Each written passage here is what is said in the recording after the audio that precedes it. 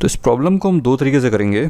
तो पहले मेथड में हम एक स्टैंडर्ड रिज़ल्ट यूज़ करेंगे और सेकंड मेथड में हम जेनरिक सॉल्यूशन निकालेंगे। तो सेकंड मेथड सेकंड वीडियो में है, इसी प्लेलिस्ट में आप देखना।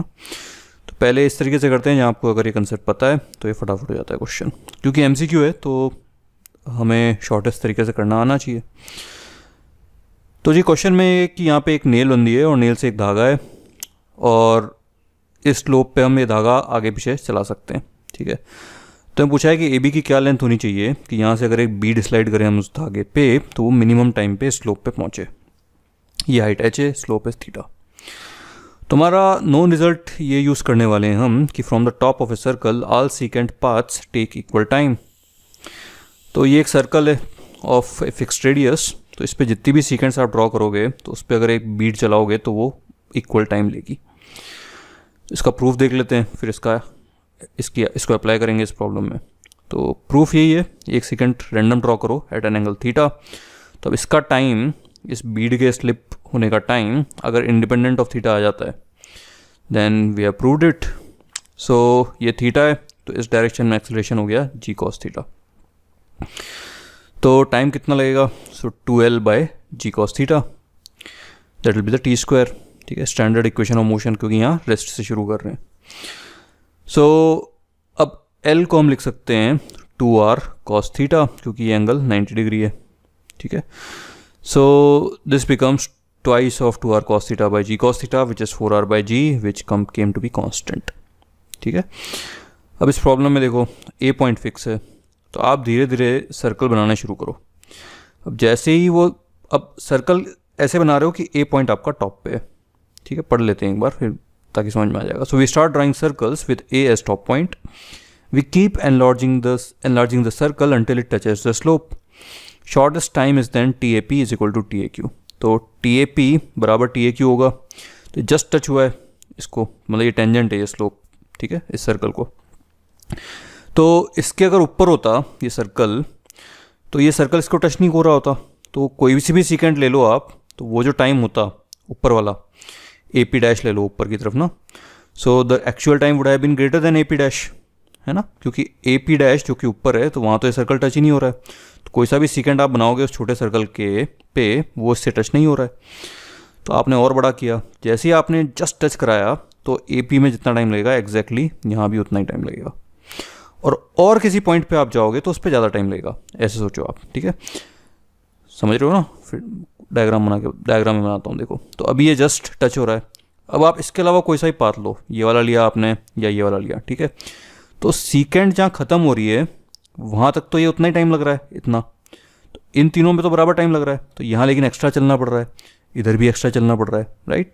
तो जो शॉर्टेस्ट थ्रेड आया, मतलब शॉर्टेस्ट टाइम वाला थ्रेड आया, वो ये है जो मैंने इस फिगर में बनाया है, ठीक है। तो so TAP is equal to TAQ and required length of the thread is L, जो हमको क्वेश्चन में पूछी है। तो अब इसके आगे ज्योमेट्री है, तो L निकालना है हमको। तो ये हाइट h दी हुई है, थीटा दिया हुआ है, तो ये टेंजेंट है, तो इसको सेंटर से मिलाओ सर्कल के, ठीक है। और यहाँ से भी एक परपेंडिकुलर ड्रॉ करो इस पर, तो ये दोनों लाइंस पैरेलल हो गई। अब ये जो L लेंथ है ये दोनों रेडियस हुए, है ना। This is equal to this is equal to this, ये सर्कल के 3 रेडियस हुए ना। तो ये दोनों एंगल बराबर हैं, तो ये थीटा, अच्छा इधर से चलते हैं, सॉरी।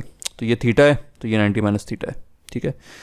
ये 90 माइनस थीटा है, ये 90 है, तो ये भी थीटा हो गया पूरा एंगल। अब ये 90 माइनस थीटा है तो ये हो गया थीटा। अब ये आइसोसेलेस ट्राइंगल है, so this angle is equal to this angle and this plus this equal to theta, external angle. तो इसका मतलब ये दोनों एंगल हो गए θ/2। तो अब ये θ/2 है, ये θ/2 है, और ये पूरा एंगल हमने देखा था थीटा है, तो ये एंगल भी हो गया θ/2, ठीक है। तो सारे एंगल्स आपको समझ में आए होंगे कैसे निकालने हैं हमने। तो हमको जो L निकालना है, तो वो देखो इस राइट ट्राइंगल में L बन रहा है AR/cos थीटा, ठीक है, क्योंकि ये एंगल 90 है। तो L is equal to AR/cos theta, और L H के टर्म्स में देखो, अब ये थीटा है, तो AR is H cos theta. So AR की जगह रख दें H cos theta. So our answer is L is H cos थीटा/cos θ/2। अब इन्होंने पूछा नहीं है, लेकिन अगर हमें टाइम निकालना हो निकालना हो टी स्क्वायर, तो हमने देखा टी स्क्वायर इज़ 4r/g, तो 4r/g। अब r कितना है, तो देखो ये जो 2r है ना, 2r ही देखो सीधे, तो ये डायमीटर है। अब ये एक राइट एंगल ट्राइंगल है, डायग्राम में बना देता हूँ, दूसरे कलर से बनाता हूँ, ठीक है। तो ये एक राइट एंगल ट्राइंगल है, ठीक है, क्योंकि सर्कल में। सो 2r इज l cos θ/2, ठीक है। सो l cos θ/2 इज 2r, तो 2r की जगह रख दें, सॉरी l by cos θ/2 ना, 2r तो हाइपोटेन्यूज हुआ, right. So 2r cos θ/2 is l, so l is 2r by cos θ/2, तो 2r की जगह रख दिया l by cos θ/2, और यहाँ से हमारा टाइम आ गया ये। हालांकि आप वैसे भी निकाल सकते थे टाइम, θ/2 पता है ये वाला एंगल, तो इस तरफ हो जाता g cos θ/2 एक्सेलरेशन, तो 2l/g से भी आ जाता, ठीक है, twice of l bye acceleration which is g cos θ/2, उससे भी आ जाता। एनीवेज मैंने सोचा इससे करके दिखाते हैं आपको। अब सेकंड वीडियो में आप सेकंड जेनरिक मेथड देख लेना, ठीक है।